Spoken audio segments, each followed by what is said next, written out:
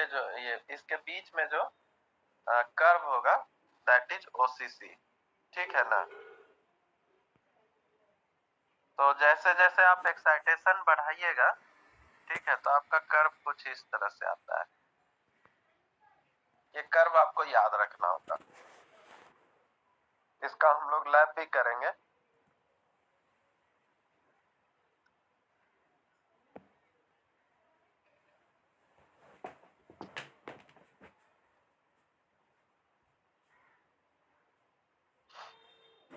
ठीक है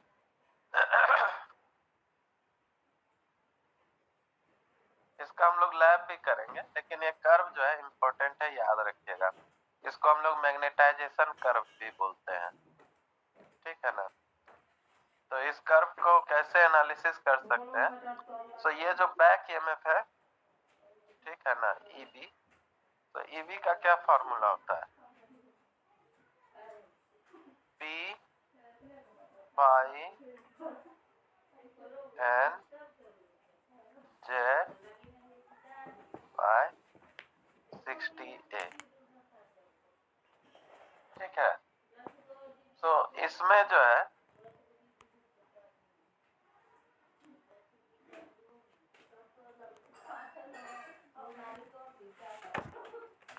इसमें जैसे किसी मशीन को आप चूज करेंगे, ठीक है, तो उसका नंबर ऑफ पोल फिक्स हो जाएगा, ठीक है। उसमें नंबर ऑफ कंडक्टर फिक्स हो जाएगा, उसका कंस्ट्रक्शन के वजह से ए भी फिक्स हो जाएगा।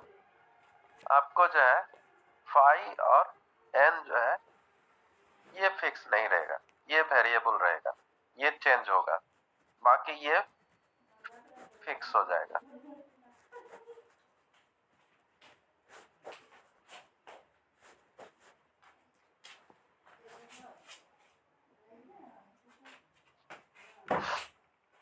ठीक है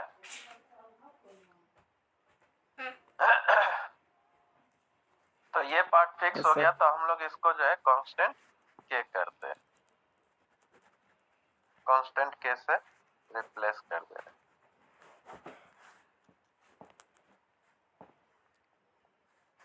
के फाई एन, तो EB इज प्रोपोर्शनल टू क्या हो गया? EB proportional to phi and n, ठीक है। तो इसका ग्राफ ड्रॉ कीजिए, कैसा ग्राफ होगा इसका? EB जो है प्रोपोर्शनल है फाई एन का, इसका कैसा ग्राफ होगा ये? या फिर इसका ग्राफ ड्रॉ कीजिए, EB इज इक्वल टू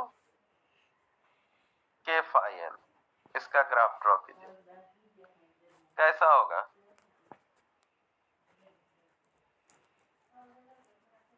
बोलिए। इस साइड EB है, ये फाई जो है ना, फाई को आप रिप्लेस कर सकते हैं, ये क्या है? क्या कहते हैं, मैग्नेटिक फ्लक्स पर पोल है, समझे ना।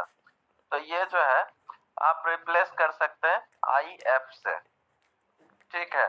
तो आप इसको लिख सकते हैं कि IF into n that is equal to EB। तो अब ग्राफ ड्रॉ हो सकता है क्या? बोलिए। ये जो ग्राफ है इसका ग्राफ ड्रॉ कर सकते हैं ना? बोलिए। तो ग्राफ ड्रॉ करके बोलिए कैसा होगा?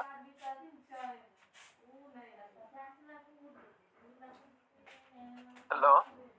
Yes sir. अच्छा ठीक है।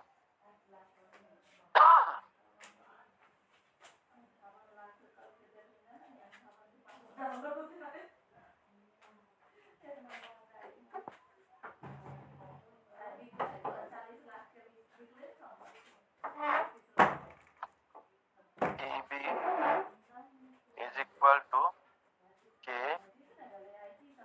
IF N, ठीक है। यहाँ पर देखिए IF भी वेरिएबल है, ठीक है, और N स्पीड N भी वेरिएबल है, तो आप स्पीड n जो है ना, n को पहले फिक्स कीजिए, ठीक है। n को हम लोग फिक्स कर देते हैं, n इज इक्वल टू 1000 2000 जितना भी स्पीड है उस पर एक बार फिक्स कीजिए पहले, तभी ग्राफ पॉसिबल हो सकता है। तो EB इज इक्वल टू क्या हो जाएगा, EB इज इक्वल टू के n फिक्स हो गया 1000 या कुछ भी फिक्स हो गया गुना IF। तो ये अल्टीमेटली एक स्ट्रेट लाइन दे रहा है, EB और IF के बीच में एक इस तरह से, जिसका स्लोप कुछ भी होगा इस तरह से स्ट्रेट लाइन देगा, समझे ना। तो आपका जो ग्राफ होगा ना, ये देखिए most of the time straight line है, समझे। तो ये most of the time straight line है, ठीक है। उसके बाद क्या हो जाता है कि ये n जो है आप इसको रख लिए 1000 या कुछ भी, ठीक है ना। उसके बाद क्या हो जाता है कि अगर आप एक सर्टेन लिमिट से ज्यादा एक्साइटेशन को राइज करेंगे तो EB में फर्दर उस हिसाब से इंक्रीज देखने के लिए नहीं मिल रहा है, जैसे कि इस पार्ट में यहाँ तक ठीक है, लीनियर है, लेकिन उसके बाद जो है आपको फर्दर राइज देखने के लिए नहीं मिलेगा उस हिसाब से, ठीक है। देखिए IF में आप इतना इंक्रीज किए, EB में बहुत थोड़ा चेंजेस आया, IF में आप बहुत सारा इंक्रीज कीजिए, इतना सारा इंक्रीज किए, लेकिन EB में अब जो है बहुत चेंजेस देखने के लिए नहीं मिल रहा है, एकदम वहीं पर कांस्टेंट होता चला जाएगा, ठीक है। ऐसा क्यों हो रहा है बताइए, ऐसा क्यों होगा, बोलिए। क्या बोले, पहले सर जब तक, हाँ हेलो, हाँ हाँ पहले सर जब इनिशियल पोजीशन पे जब मोटर अपना स्पीड पकड़ता है तो जैसे ही वो स्पीड पकड़ता है तो फ्लक्स उस हिसाब से कट करता है और बैक ईएमएफ बनाता है, लेकिन एक टाइम ऐसा होता है जब मोटर अपने पीक पोजीशन स्पीड पे रहता है तो उसके बाद फिर क्या होता है, वो अपना सैचुरेशन रीजन में पहुंच जाता है और बैक ईएमएफ वहां पे तो आप कांस्टेंट हो जाता है। एक मिनट, स्पीड तो पहले ही कांस्टेंट कर रखे हैं, स्पीड कहाँ वेरी करा रहे हैं, स्पीड को देखिए ये 1000 पर कांस्टेंट कर रखे हैं, स्पीड कांस्टेंट है 1500 जिस पर भी मान लीजिए किसी एक स्पीड पर कांस्टेंट है। इसके बाद फिर फर्दर इंक्रीज देखने के लिए नहीं मिल रहा है EB में, क्या रीजन हो सकता है बोलिए, और कोई स्टूडेंट ट्राई कीजिए।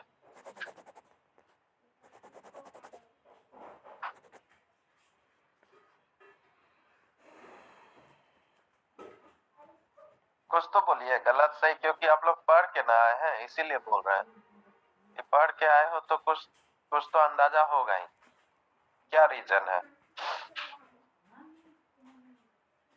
बताइए। देखिए IF जो है ना, फील्ड करंट, ये यहाँ पर जो है पोल है, ठीक है ना, ये नॉर्थ या साउथ पोल है, इसमें जो इस तरह से करंट फ्लो कर रहा है दैट इज IF, है ना। सो ये जो है यहाँ पर मैग्नेटिक फ्लक्स एस्टेब्लिश कर रहा है, ठीक है ना, यहाँ पर जो है मैग्नेटिक फ्लक्स फाई एस्टेब्लिश कर रहा है। तो वही है कि IF बढ़ाइएगा तो फ्लक्स फाई जो है नॉर्मल है, बढ़ेगा, लेकिन है क्या कि ये जो है आयरन का बना हुआ मटेरियल है, पोल जो है आयरन का बना हुआ मटेरियल है, तो इसका भी जो है ना एक सर्टेन लिमिट है, एक सर्टेन लिमिट के बाद अगर IF को बढ़ाइएगा तो फाई में ये फर्दर जो है फ्लक्स फाई में इंक्रीज देखने के लिए नहीं मिलेगा, दैट इज सैचुरेशन लिमिट, समझे ना, सैचुरेशन लिमिट है। इसके बाद आप फर्दर आप मतलब IF में राइज कीजिए, ये जो है आपका फाई फिर से इंक्रीज नहीं करेगा, समझे। सो आपका जो है ये कांस्टेंट हो जाएगा। और उस समय अब ये फॉर्मूला जो हम लोग बनाए हैं के एन आई एफ, समझे ना, ये फॉर्मूला ये कांस्टेंट है, तो अब ये फॉर्मूला नो मोर वैलिड, ये अब वैलिड ही नहीं रह जाएगा, समझे, ये अब वैलिड ही नहीं रह जाएगा। तो इस वजह से जो है अब जो है आप फर्दर इंक्रीज कीजिए, ये कांस्टेंट हो जाएगा, ये इसका नेचर है। तो इस वजह से हम लोगों का जो है अब आगे जो है कर्व आपका कुछ इस तरह से झुक जाएगा, इस तरह से बेंड कर जाएगा, समझे। तो ये मैग्नेटाइजेशन कर्व का नेचर होता है। तो आपका जो है आईएफ ये देखिए यहाँ तक इंक्रीज कीजिएगा, लिनियरली इंक्रीज देखने के लिए मिल रहा है। यहाँ देखिए इतना इंक्रीज किए, यहाँ पर उसी हिसाब से इंक्रीज देखने के लिए मिलेगा, लिनियर इंक्रीज देखने के लिए मिलेगा। लेकिन फर्दर यहाँ पर आप कीजिएगा उस हिसाब से चेंजेस देखने के लिए नहीं मिलेगा, ठीक है। और ये जो है आपका this one is called residual voltage, residual voltage मतलब जीरो से आपका नहीं शुरू है कर्व, समझे। ये जो कर्व है जीरो से नहीं शुरू है बल्कि थोड़ा सा ऊपर से शुरू है। ये भी बहुत इंपॉर्टेंट है। ये वोल्टेज बिल्डअप आप लोग को बताएंगे ठीक इसके बाद, तो वहां पर ये सारा डिस्कस करेंगे। तो ये जो है लगभग 2 वोल्ट 3 वोल्ट हर एक जनरेटर में रहता है। आप उसको एक्साइटेशन नहीं भी दिए हैं तब भी आपको जो है दिखेगा उतना सा वोल्टेज। तो ये जो है रेसिडुअल वोल्टेज कहलाता है। ये ड्यू टू पोलैरिटी जो है वहां पर रह जाएगा, समझे। तो ये इसका रीजन है कि हिस्टैरिसीस कर्व जो है मतलब अपने आप को बार बार फॉलो नहीं करता है, समझे। तो वो उसका जो ये जो मतलब क्या कहें मटेरियल में जो रिटेंटिविटी प्रॉपर्टी, हाँ क्या बोले, कौन सा प्रॉपर्टी, रिटेंटिविटी, हाँ जो स्टोर मतलब कर लेता है मटेरियल में सब जो मैग्नेट। पोलराइजेशन होगा, समझे ना। सो वो जो है कुछ ना कुछ रह जाता है। तो उसके वजह से इसमें जो है 2 वोल्ट वोल्टेज 2 या 2.5 वोल्ट 3 वोल्ट इस तरह का स्मॉल वोल्टेज रह जाएगा, ठीक है। सो ये रेसिडुअल वोल्टेज है। सो ये जीरो से नहीं स्टार्ट होगा कर्व, जब भी स्टार्ट होगा थोड़ा सा आपको स्टार्ट होगा। तो ये आपका मैग्नेटाइजेशन कर्व लगभग बता दिए, ठीक है। नेक्स्ट देखते हैं हम लोग एक्सटर्नल कैरेक्टरिस्टिक्स, इसको मिटा रहे हैं, समझ में आया। Yes sir. ठीक है ना।